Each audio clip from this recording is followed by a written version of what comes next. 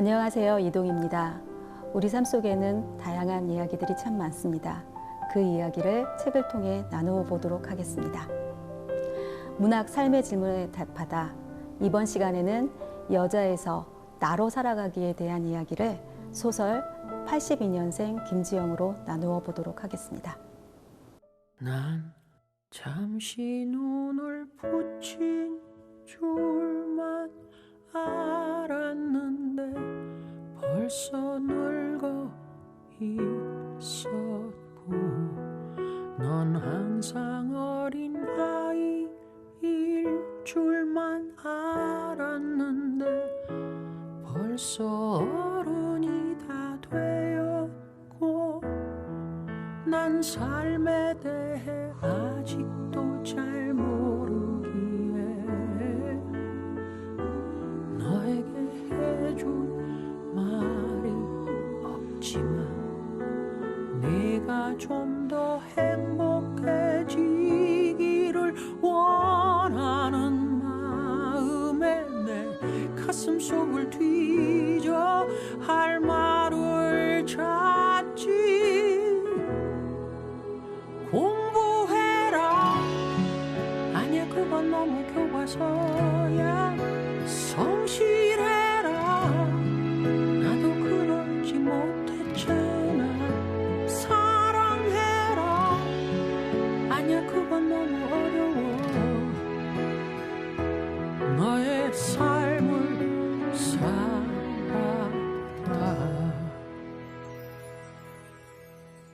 노래 어떠셨나요? 이 노래는 양희은의 엄마가 딸에게라는 노래입니다. 근데 엄마가 딸에게 하는 이야기가 있습니다. 혹시 기억이 나시는지요? 공부해라, 성실해라, 사랑해라, 너의 삶을 살아라. 이 네 가지 말을 합니다. 저는 너의 삶을 살아라 라는 그 말이 가장 마음에 남습니다. 그리고 저는 이 노래를 들으면 생각나는 한 분이 있습니다. 그 분은 상담실에 남편과 이혼을 고민하면서 찾아온 한 여성분이었습니다. 그 여성분은 남편과 결혼하면서 홀로 된 어머니를 모시고 살았다고 합니다. 그리고 아이를 낳게 되었을 때는 다니던 직장도 자연스럽게 그만두고 아이를 키우면서 집안 살림을 도맡아서 했다고 했습니다. 그런데 3년 전에 시어머니께서 갑자기 쓰러지셨고요. 그리고 중풍에 걸리셨고, 시어머니는 집에 갔으면 좋겠다고 하셔서 본인이 직접 집에서 지금까지 오셨다고 합니다. 그런데 한 달 전에 도저히 어머니를 모시기가 힘들고 지쳤다고 하면서 남편에게 한 가지 제안을 했다고 합니다.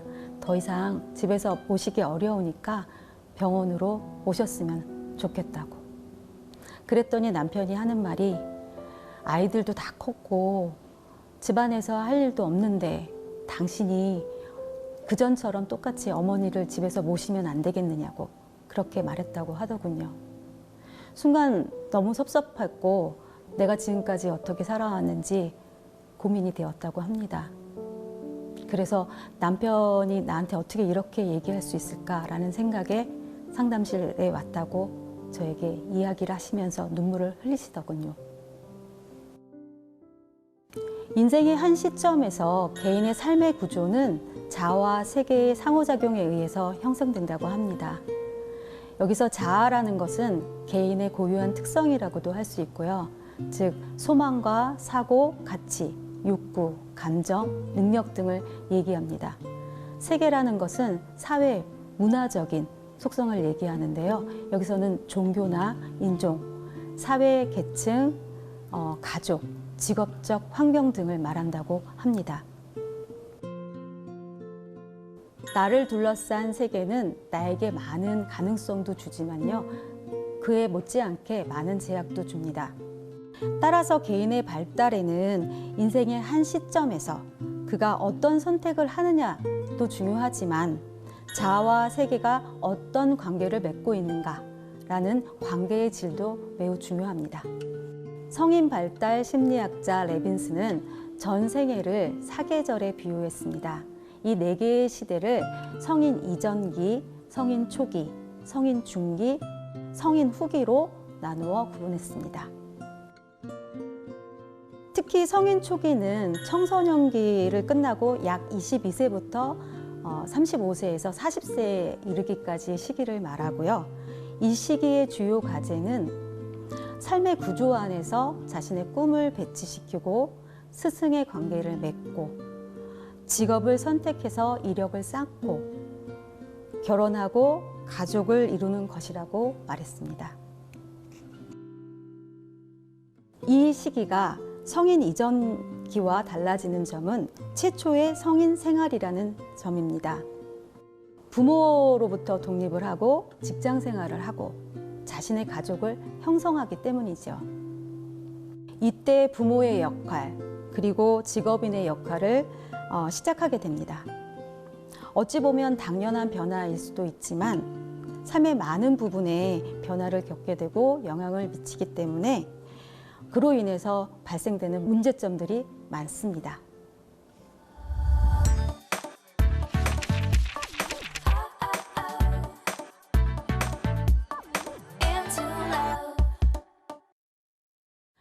성인 초기에 변화되는 삶의 문제에 대해서 대한민국에서 살아가는 여성의 시각으로 이야기를 풀어낸 소설이 있습니다. 소설 82년생 김지영입니다. 깊게 뿌리 내린 내 맘에 작은 바람이 불 때면 난 자신 안에 나에게 흔들리지 않음을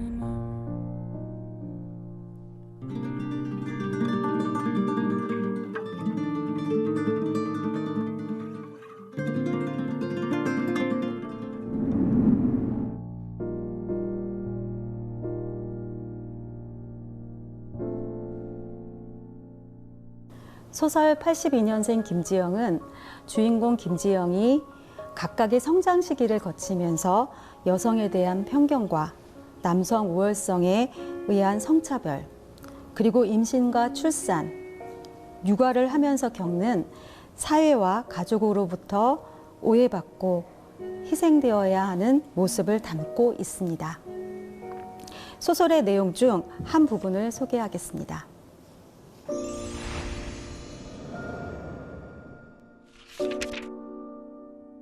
결국 부부 한 사람이 직장을 그만두고 아이를 돌보는 것으로 결론이 났고 그 한 사람은 당연히 김지영 씨였다. 정대현 씨의 직장이 더 안정적이고 수입이 많기도 하고 그런 모든 이유를 떠나 남편이 일하고 아내가 아이를 키우며 살림을 하는 것이 일반적이기 때문이다. 예상하지 못했던 것도 아닌데 그래도 김지영 씨는 우울해졌다. 정대현 씨가 김지영 씨의 축 처진 어깨를 도닥였다. 애 좀 크면 잠깐씩 도우미도 부르고 어린이집도 보내자. 너는 그동안 공부도 하고 다른 일도 알아보고 그래. 이번 기회에 새로운 일을 시작할 수도 있는 거잖아. 내가 많이 도울게. 정대현 씨는 진심이었고 그런 남편의 뜻을 잘 알면서도 김지영 씨는 불쑥 화가 났다. 그놈의 돕는다 소리 좀 그만할 수 없어? 살림도 돕겠다. 애 키우는 것도 돕겠다. 내가 일하는 것도 돕겠다. 이 집 오빠 집 아니야? 오빠 살림 아니야? 애는 오빠 애 아니야? 그리고 내가 일하면 그 돈은 나만 써? 왜 남의 일에 선심 쓰는 것처럼 그렇게 말해? 어려운 결정을 잘 마무리해 놓고 갑자기 화를 낸 것 같아 김지영 씨는 조금 미안했다. 당황한 얼굴로 더듬거리는 남편에게 먼저 미안하다고 말했고 정대현 씨는 괜찮다고 대답했다.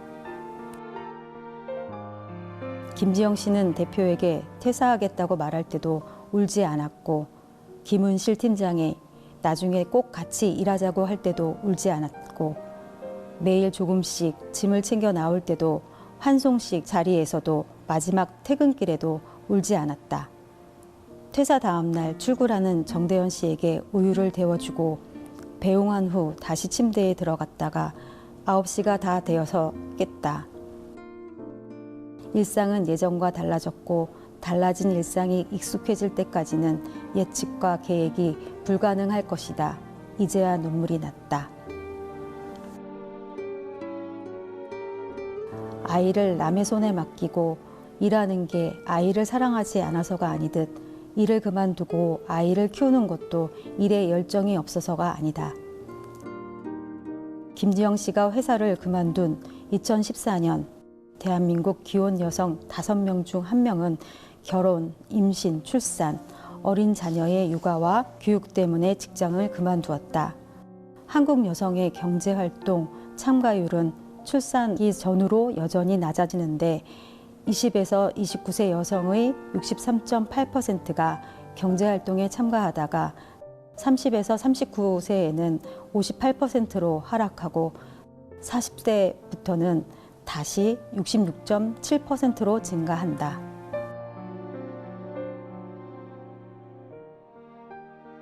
소설의 일부분을 소개했습니다. 이야기를 들으면서 어떤 생각을 하셨나요? 관련 질문을 통해서 여러분들의 생각을 정리해 보셨으면 좋겠습니다. 어느 부분이 가장 기억에 남으셨나요? 왜 그 부분이 기억에 남으셨나요? 당신이 김지영 씨라면 어떤 선택을 하시겠습니까? 당신 옆에 김지영 씨가 있다면 무슨 말을 해주고 싶나요?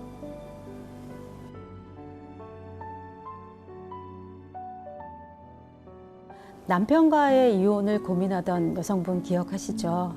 이 여성분하고도 82년생 김지영을 읽고 이야기를 나누었습니다.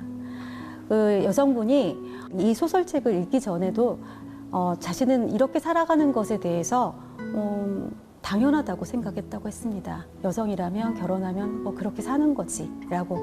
그런데 이 책을 읽고 나서 보니 조금 생각이 또 달라지고 반면에 또 내가 살아왔던 삶과 너무 같은 닮아 있는 이야기를 보니까 이게 뭐지? 라는 생각도 했다라고 했습니다. 그리고 자신이 아이를 낳으면서 직장을 그만둘 때의 상황과 그때의 마음이 이 주인공이 그려내고 있는, 말하고 있는 마음과 너무 동일해서 저한테 보여주고 싶다고 하면서 책에다 포스트잇을 붙여서 가지고 왔고요. 저한테 보여주었습니다.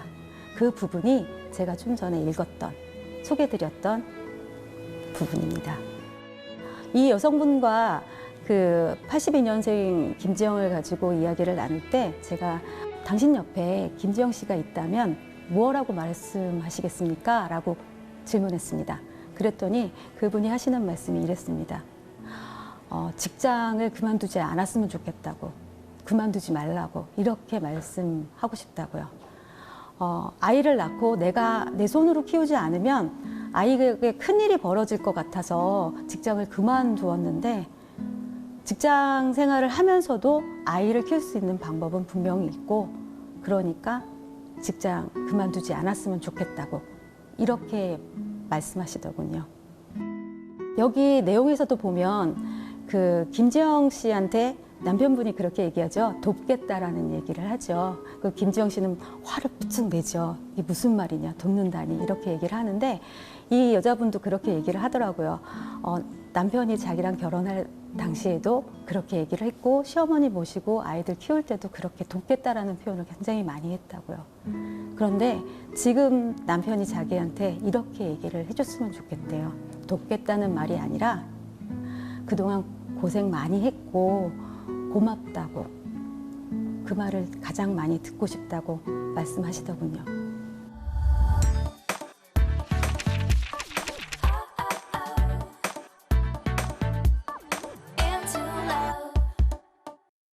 상담을 하는 과정 속에서 도리스 레싱의 소설 19호실로 가다라는 소설을 이 여자분에게 소개를 했습니다.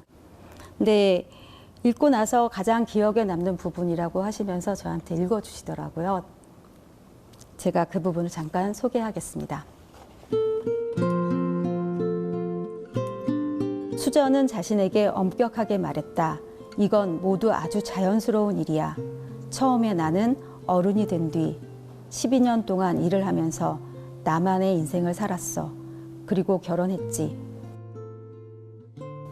처음 임신한 순간부터 나는 말하자면 나 자신을 다른 사람들에게 넘겼어.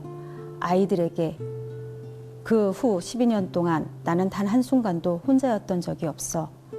나만이 시간이 없었어. 그러니까 이제 다시 나 자신이 되는 법을 배워야 해. 그뿐이야.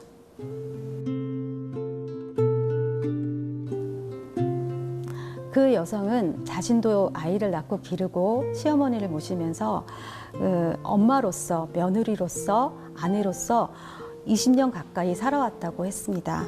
그런데 이제부터는 나 자신이 되는 법을 배워야겠다고 말했습니다.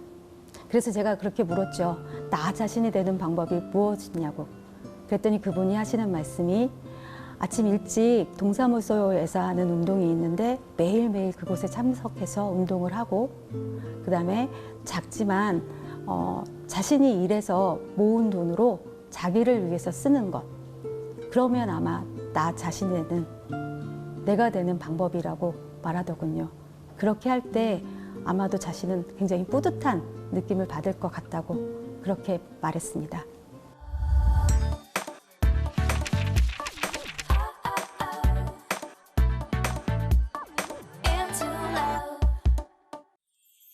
(82년생) 김지영을 읽고요. 많은 사람들은 여자는, 엄마는 원래 그렇게 살아 라고 말을 합니다. 대한민국에 사는 여성들을 바라보는 보편적인 시각일 수도 있습니다. 그런데 결혼 이후에 남자의 역할, 여자의 역할로 자신의 삶을 혹은 타인의 삶을 규정하고 당연시했던 태도가 현대를 살아가는 우리의 발목을 잡고 있는 것은 아닐까요? 결혼 이후에 가족관계를 형성하면서 일어나는 삶의 변화는 각자의 역할로서 해결할 수는 없을 것입니다. 나와 상대방의 삶의 변화에 주목하고 함께하는 관심과 노력, 그리고 사랑만이 해결할 수 있는 열쇠라고 할 수 있습니다. 지금까지 성인 초기, 결혼 이후 삶의 변화에 대해서 이야기 나누어 보았습니다. 다음 시간에는 성인 후기, 은퇴 이후의 삶의 변화에 대해서 이야기 나누어 보도록 하겠습니다. 감사합니다. 난 잠시 눈을 붙인 줄만 알았는데 벌써 늙어 있었고, 넌 항상 어린 아이일 줄만 알았는데 벌써 어른이 다 되었고, 난 삶에 대해 아직도 잘 모르기에 너에게 해줄 말이 없지만 네가 좀 더 행복해지기를 원하는 마음에 내 가슴 속을 뒤져 할 말을 찾지. 공부해라, 아니야 그건 너무 교과서야. 성실해라, 나도 그러지 못했잖아. 사랑해라, 아니야 그건 너무 어려워. 너의 삶을 살아라.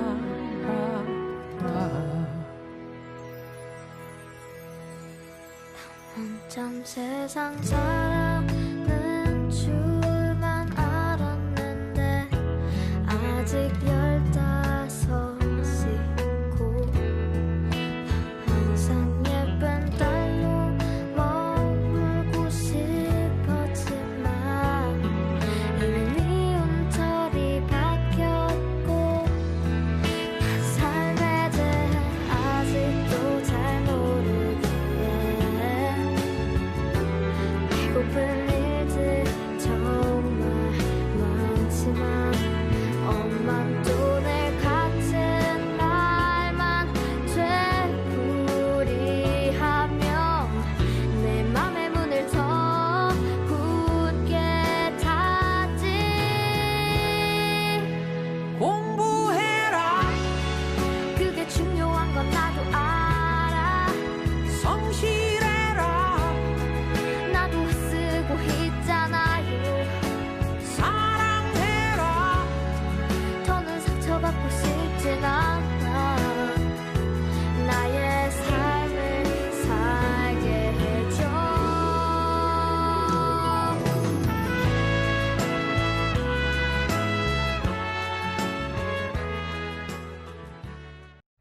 아